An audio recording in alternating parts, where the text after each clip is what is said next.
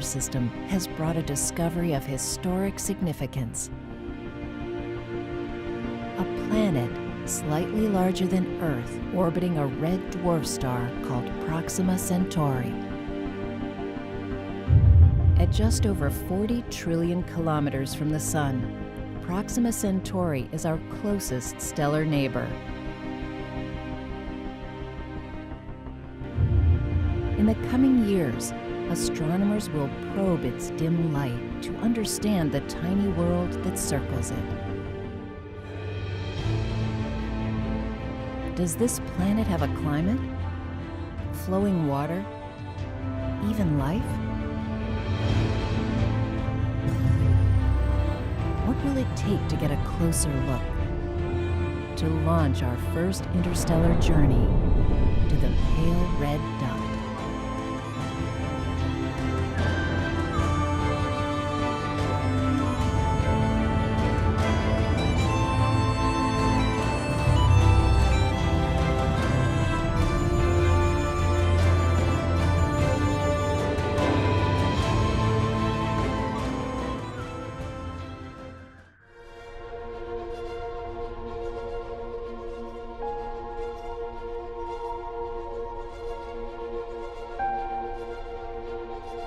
On a clear night far from city lights, you can see around 4,500 individual stars.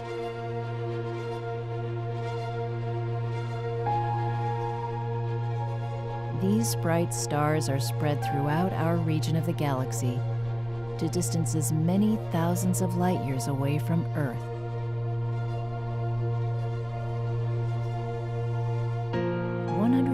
Four of them lie within 50 light years of Earth, within the neighborhood of our Sun.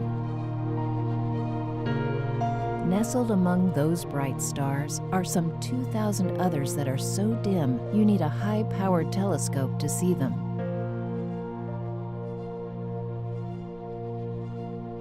They all sit within the local bubble, a region probably cleared of gas by an ancient supernova.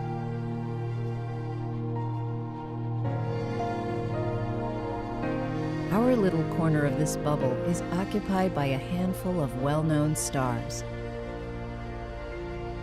They include 61 Cygni, 11.4 light-years from the Sun; Epsilon Eridani, 10.5 light-years away; Sirius, the dog star, at 8.6 light-years away. Then there's our nearest neighbor, the triple star system Alpha Centauri, 4.4 light-years away. Alpha Centauri A and B are a pair of Sun-like stars. Proxima Centauri is gravitationally bound to this pair. At 4.2 light-years away, this red dwarf star is the closest star to our Sun. Astronomers have been carefully monitoring the Alpha Centauri system as part of an intensive campaign to find planets in the solar neighborhood. The study began at the European Southern Observatory in the mountains of Chile in 1996, when astronomers began looking for a slight change in the color of nearby stars. Called a Doppler shift, it's similar to the way the sound of a train whistle distorts as it races past us.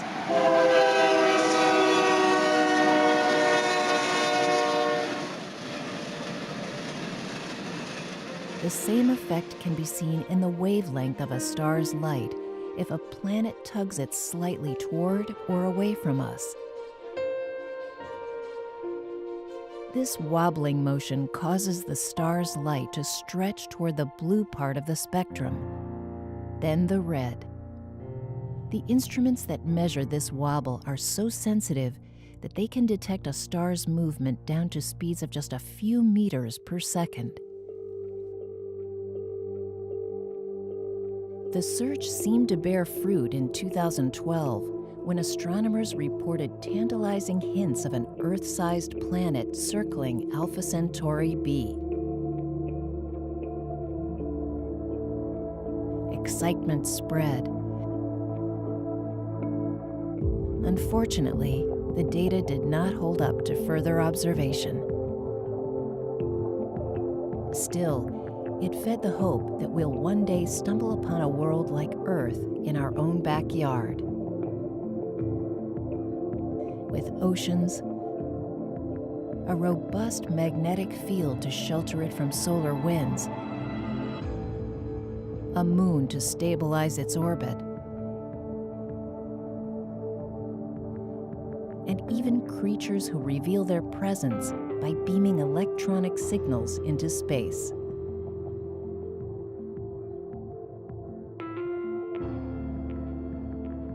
In 2016, Alpha Centauri was back in the news.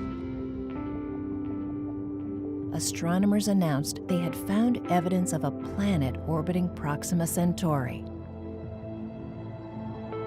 They confirmed this discovery with data from a network of telescopes around the world.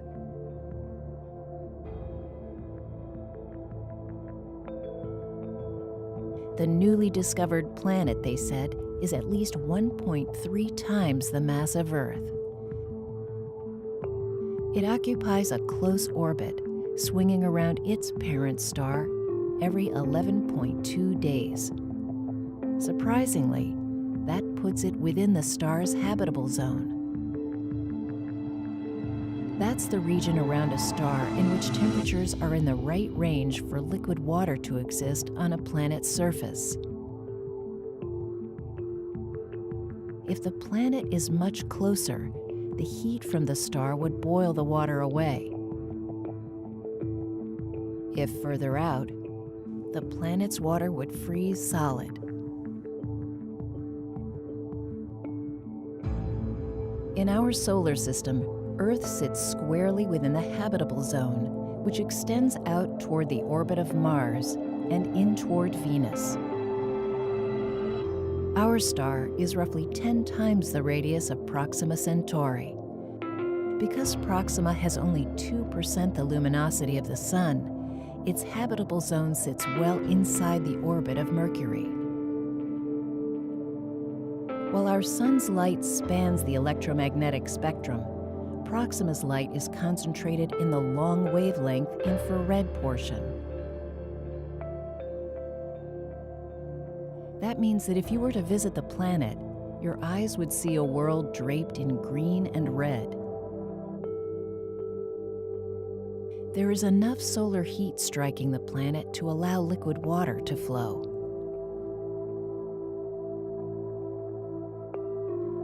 However, it's still a matter of debate whether Proxima b and other planets like it could ever support a climate, much less life.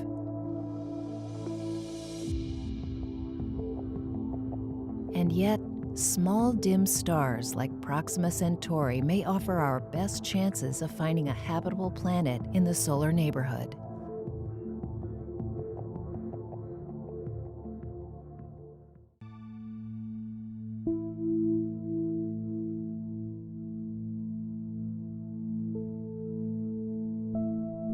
The Kepler Space Telescope was launched in the year 2009 with a major goal of finding small rocky planets that could resemble Earth.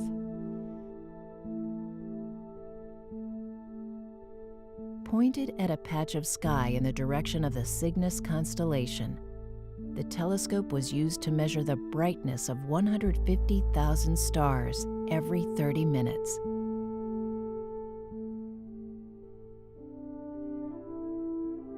Kepler uses what's known as the transit method.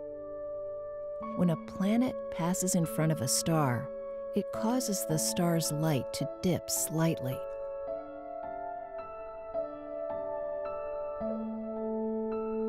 The initial survey picked up planets that have the most pronounced effect on the star's light. Large, heavy worlds that whip around their parent stars every 5 to 50 days. Some are large, rocky worlds called super-Earths. They most likely formed within warm dust clouds left over from the formation of their parent stars. Some of these are so close to their parent stars that they're most likely emblazoned with lava.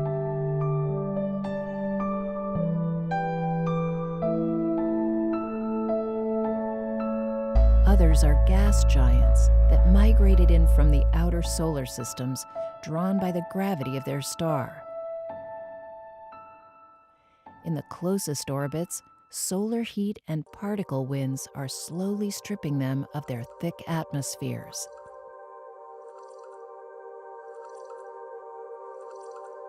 In a more recent survey, scientists used Kepler to focus on 42,000 Sun-like stars. In a statistical study based on this sample, they found that 22% of these stars have planets about the size of Earth, with an orbit in the right range to support liquid water. If this estimate is right, then our galaxy potentially harbors around 9 billion such planets. Statistically speaking, we can expect to find at least one within 12 light years of Earth. That doesn't mean it will support life. Venus sits in the inner edge of our habitable zone. It's enshrouded in a thick atmosphere dominated by a runaway greenhouse effect. There is no liquid water or life on its surface.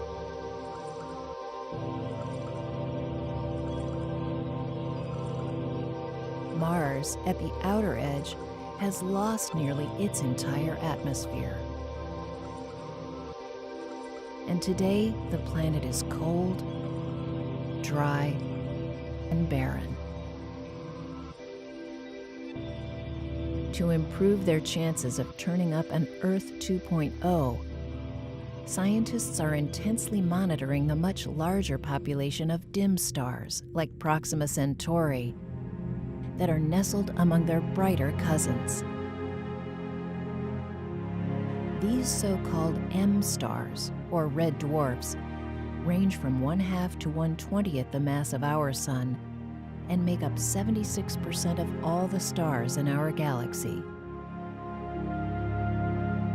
Interest in these stars was spurred in part by studies of the star Gliese 581, 20 light-years away in the southern constellation of Libra.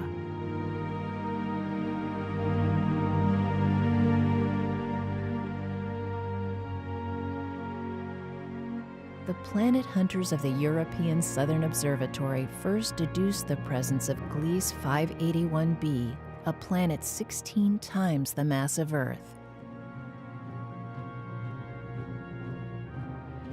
At a distance of only 6 million kilometers from its sun, it's well inside the habitable zone. It's flanked by two others, Planet C and E. Planet D, still unconfirmed, is at the outer edge of the habitable zone, about 33 million kilometers from its sun. It receives only 30% of the light that Earth gets from our sun. It may be an icy world that migrated in from the outer solar system.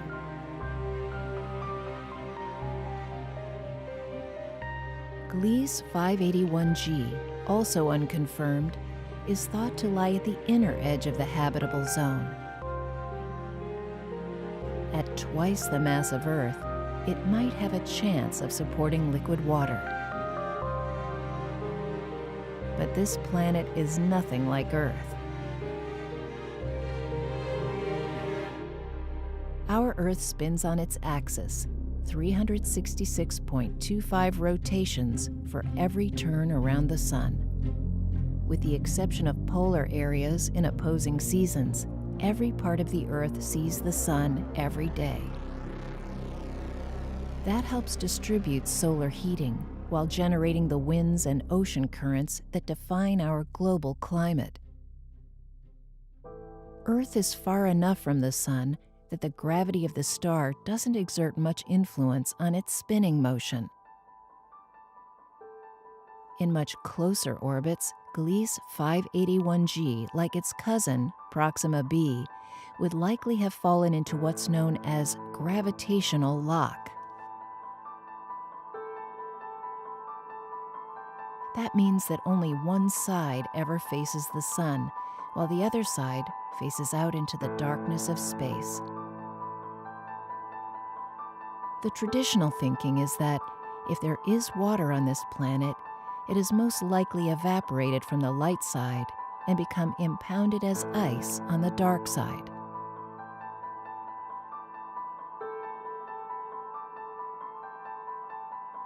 That view began to change in the late 1990s when NASA scientists simulated the atmosphere of a locked planet. They found that global wind patterns could develop and transport heat to the dark side.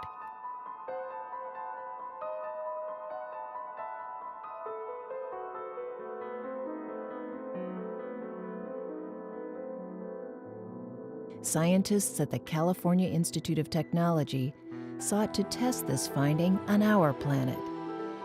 Working with a supercomputer program normally used to predict our climate, they simply turned off Earth's rotation. The team placed the subsolar point, the region facing the sun, just off the coast of South America. Evaporation on the sunny side sent air rising up in storms and pushing back over the poles to the dark side.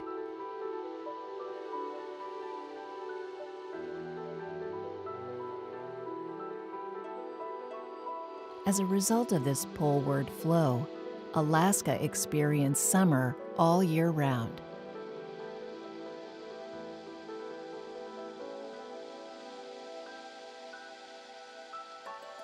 Land masses on the dark side, including Europe, Asia, and Africa, went cold. Remarkably, over the 5 decades of the simulation, the oceans retained enough heat to stay clear of ice. On the light side, large parts of the Western Hemisphere dried out, turning to desert.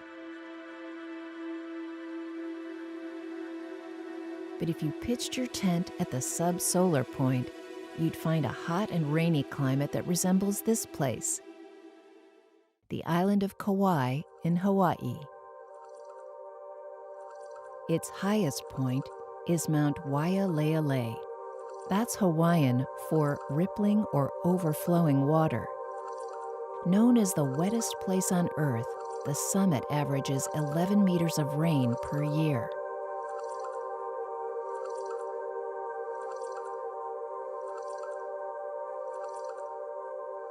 How would life adapt to sunlight all the time? Plants depend on light to drive photosynthesis, a process that combines CO2 with water to produce sugars needed for growth. They use the day-night cycle to maximize this process, to tune their growth rates, and to take in more carbon dioxide. In polar regions, some plants are known to thrive in periods of extended sunlight in summer. So, if you take away the night, there is a chance that life could adapt.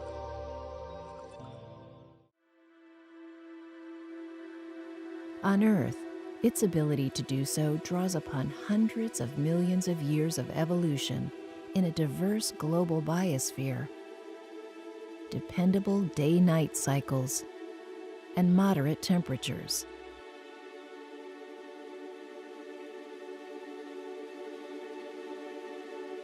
The question is whether a climate could develop in the first place on a locked planet.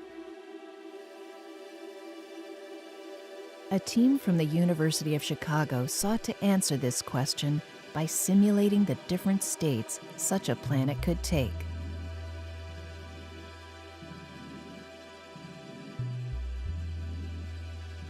The most promising scenario, assuming abundant water and carbon dioxide, is a planetary type called an eyeball Earth. This planet is gravitationally locked, with an icy dark side and a sunny light side.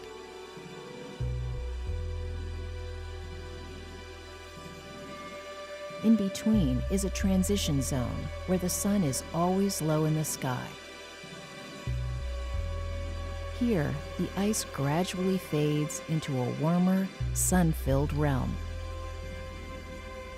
In this representation, the subsolar point is flanked by a continent and areas of open ocean.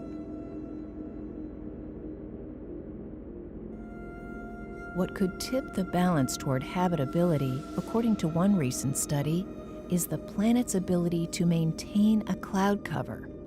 If warmth from the light side flows to the dark side, it can moderate temperatures and allow ice to melt along the transition zone.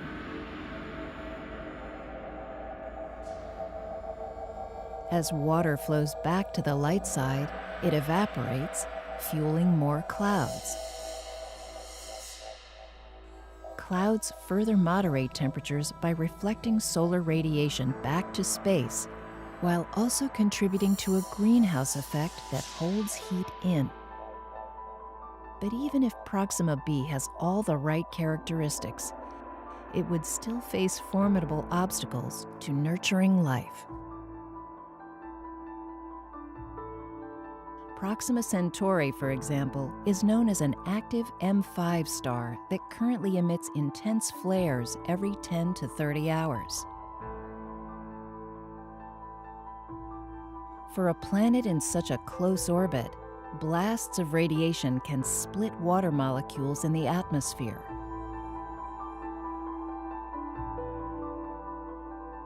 That allows hydrogen to waft into space and oxygen to bind to rocks on the surface. This process can strip the planet of water.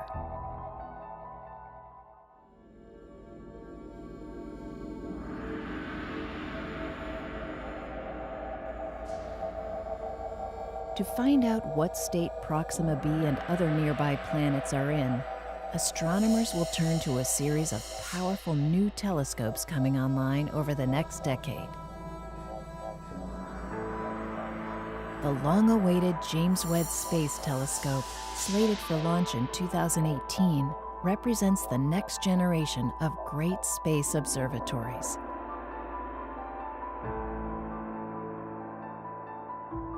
With a segmented primary mirror that is almost 3 times larger than that of Hubble, the James Webb will capture the trickle of photons coming from the early universe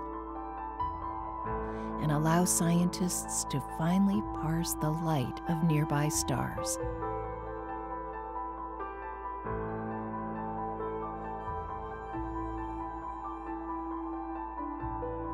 The WFIRST telescope is slated to launch in the mid-2020s. With the resolution of Hubble, WFIRST will take in light from a region 100 times larger. Its main targets include distant exploding stars, used to measure the expansion of the universe, along with planets interacting with stars in nearby solar systems. WFIRST will bring a powerful new technique to planet hunting. If a star passes in front of another star, it acts as a lens, brightening and dimming in ways that can betray the presence of planets. These new instruments promise an unprecedented view into the light of nearby stars.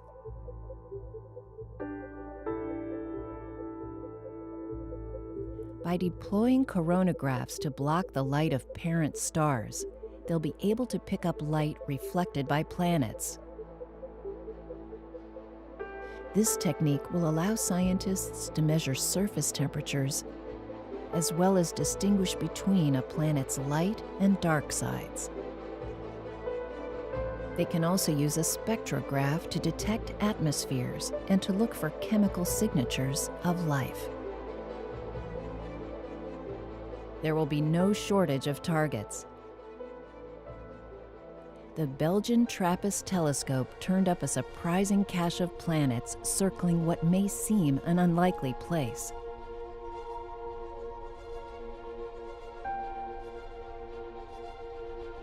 At 40 light-years away, TRAPPIST-1 is a cross between a large Jupiter-like planet and a star.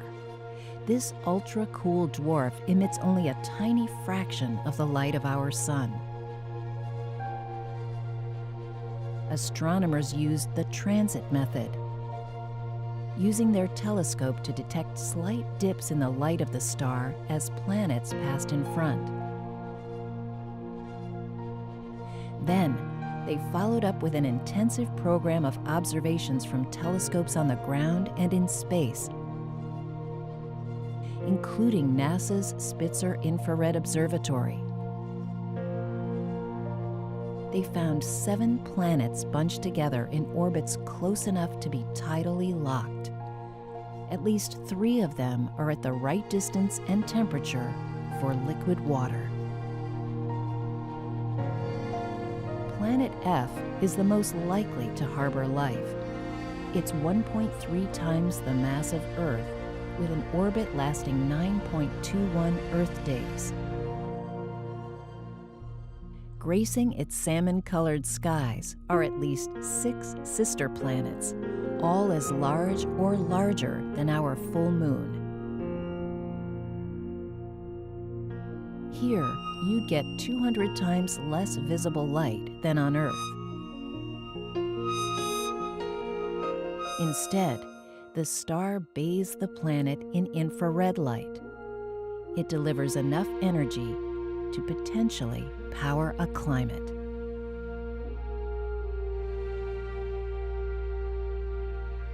A broad initiative has begun to follow up on the flood of discoveries in this golden age of planet finding. Ground-based telescopes are now being outfitted with a new generation of imaging devices.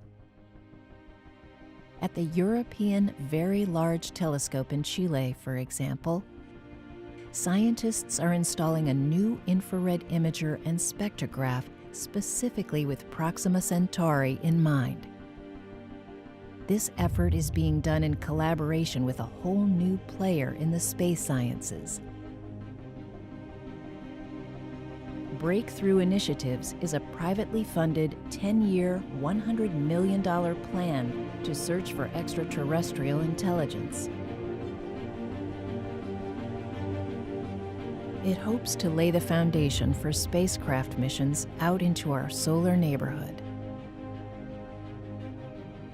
Any interstellar mission must confront the ultimate obstacles to space exploration: distance and time.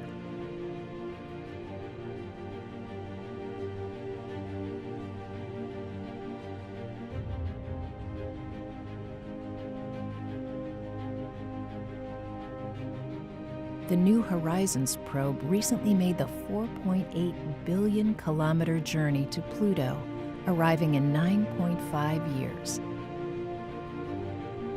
At its top speed, 84,000 kilometers per hour, it would take 54,400 years to travel the 40 trillion kilometers to Proxima Centauri. The spacecraft Voyager 2 would take even longer, 70,000 years, traveling at 69,000 kilometers per hour. In a sense, though, Voyager paves the way for future interstellar treks.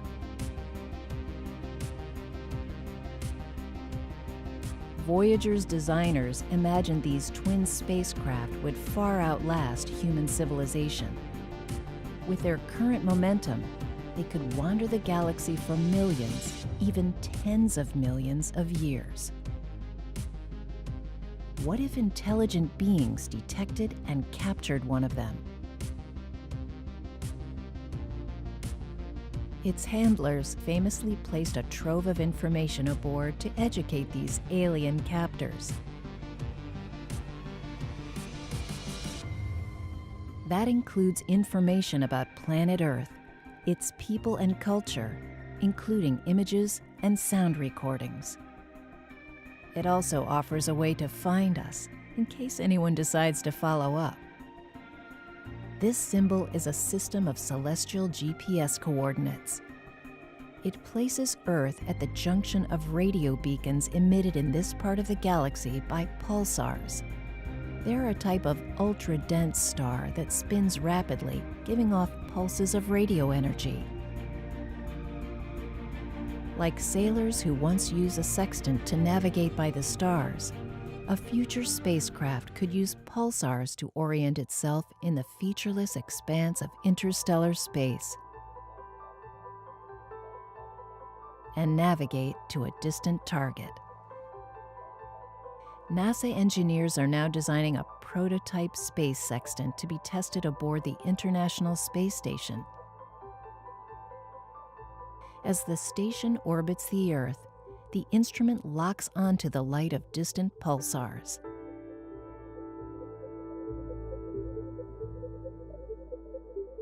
In 1990, as it sped toward the outer regions of our solar system, the Voyager 1 spacecraft turned its camera back toward Earth. From 6 billion kilometers away, it sent back an image of the pale blue dot we call Earth. It was a humbling reminder of the rare and precious world that has nurtured us. Today, we're looking out beyond our solar system to a planetary destination illuminated by the dim light of its parent star, Proxima Centauri.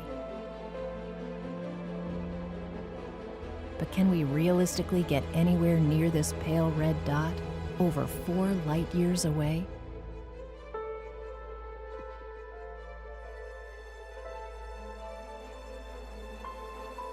Interstellar flight has long been a staple of science fiction. Humans from technologically advanced future civilizations routinely board starships for remote corners of the galaxy. For some real-world scientists, the challenge of crossing the immense voids of time and space has led to whole new lines of investigation.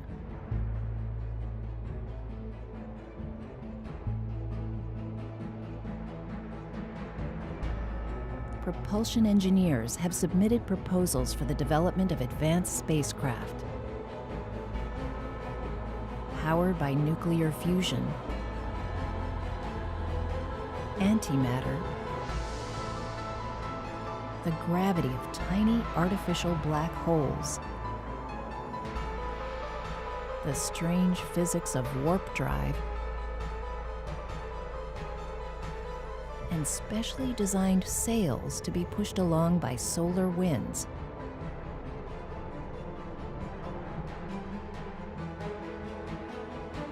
Or by giant lasers. This is a surprisingly old idea.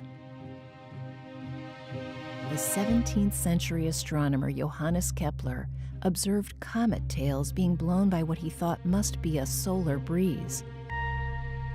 He served up an imaginary scene to his friend Galileo of ships powered by sails adapted to the heavenly breezes. In 1873, James Clerk Maxwell showed that light exerts pressure, an idea that motivated modern space sail designs. NASA engineers were able to put this idea to the test during the Mariner 10 mission to Mercury in 1974. They used the pressure of sunlight on its solar panels to stabilize its flight around the planet.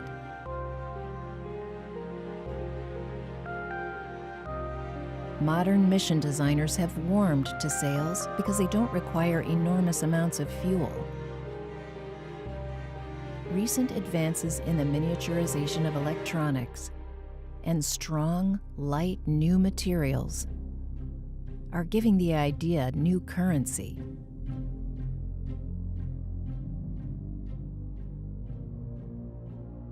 And now, the discovery of planets in our solar neighborhood offers a range of potential interstellar targets.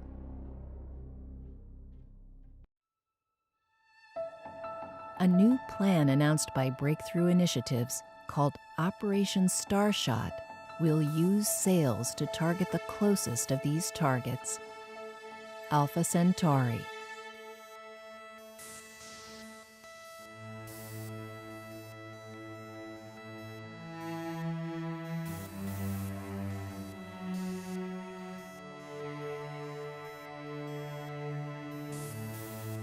The Breakthrough Plan calls for an array of powerful lasers installed on a high plain or desert in South America.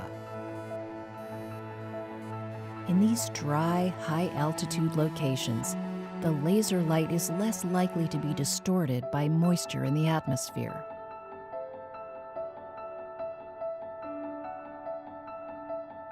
The lasers would draw power from a large dedicated generating plant.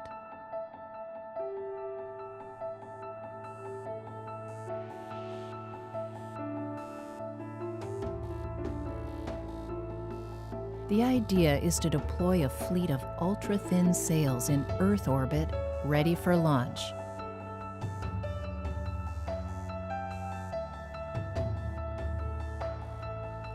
Each one is outfitted with a miniature command center, 2 centimeters wide and weighing only a gram. This tiny chip contains sensors, shielding against cosmic radiation, and a radioactive power supply. Add to that mini thrusters, a communication system, and a camera.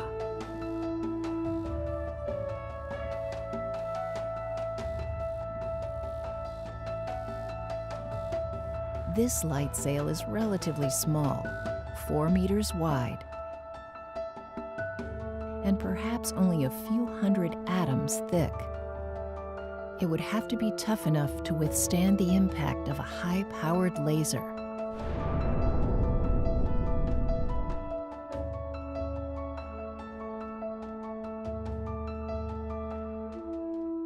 The launch array locks onto its target on a line of sight to Alpha Centauri.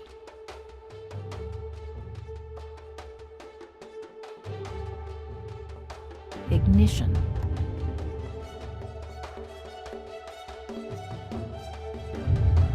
And liftoff.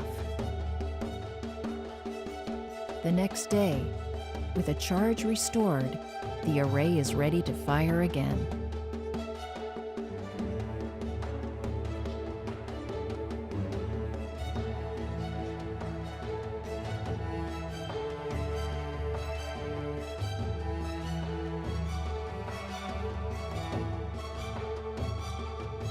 The spacecraft quickly reaches 20% the speed of light, passing Saturn within hours, and Pluto in just a day or two.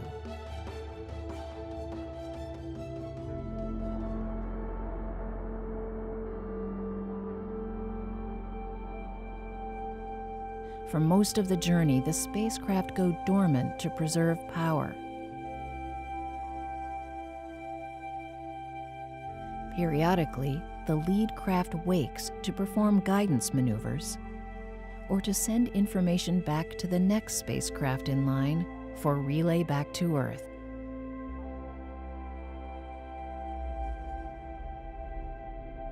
Finally, in 2 decades' time, the fleet approaches its target, Proxima Centauri. The craft may be able to use the wind of particles coming from the star to slow down. As each flies by, they turn to face the planet Proxima b. The camera captures the scene.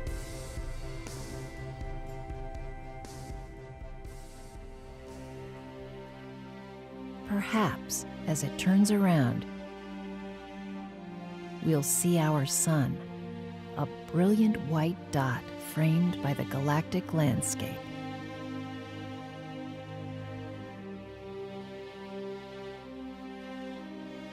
As for the pale red dot and its planetary companion, what will we learn from the morsels of information that make it back to Earth?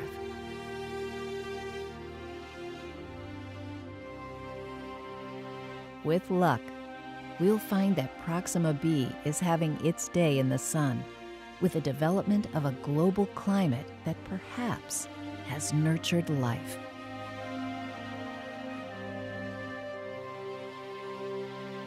For some on our own planet, the news that a spacecraft has arrived at an alien world will no doubt pass overhead.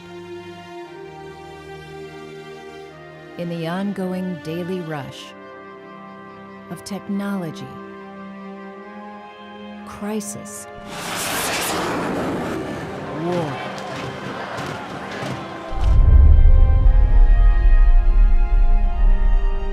consuming,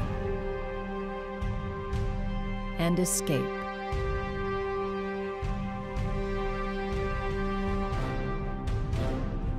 For others, that day will be filled with a sense of humility, fascination, and wonder.